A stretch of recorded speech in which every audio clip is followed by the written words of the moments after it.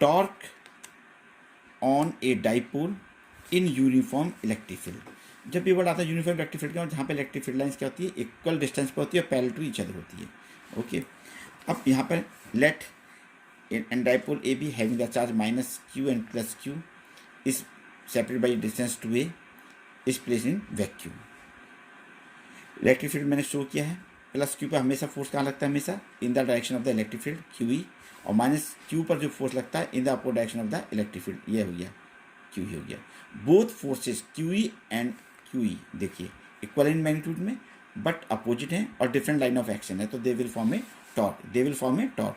Torque का formula क्या होता है, टॉर्क इज इक्वल टू होता है either force into perpendicular distance, either force into perpendicular distance. Force हमारे पास क्यू ई है, परपेंडिकुलर आपने देखा, स्ट्रेंगल देख रहे हैं आप लोग, क्या देख रहे हैं, sine theta is equal to perpendicular upon hypotenuse. Okay, तो ये परपेंडिकुलर कितना हो गया, 2a साइन थीटा, यहाँ हमने लिख दिया 2a साइन थीटा लिख दिया, बट q इंटू 2a क्या कहलाता है, p डाइपोल मोमेंट, तो टो इक्वल टू क्या हो गया, pe sine theta, tau equal to pe sine theta. What is the tau, torque, what is the p dipole moment, what is the e electric field, what is the theta, theta is the angle between the dipole and direction of the electric field.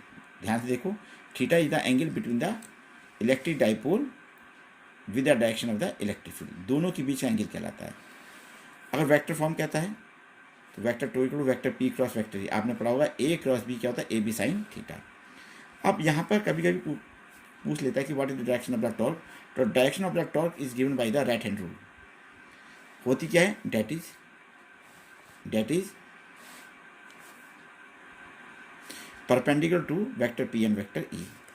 अब special case, किस condition में tau maximum होता है, to maximum तब होता है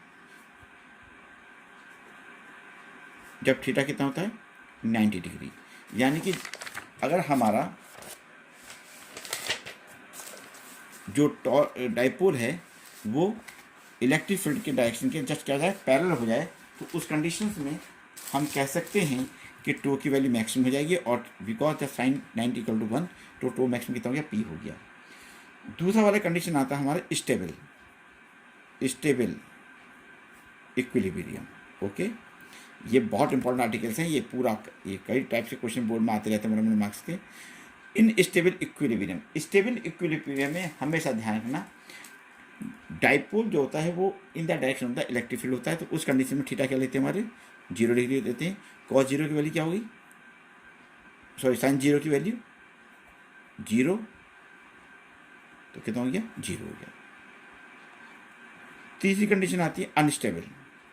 unstable में ध्यान ना कि dipole always place in the opposite direction of the electric field, यानी थीटा कितना होता है, 180 होता है, तो tau equal to p E sine 180 degree, that is also equal to 0।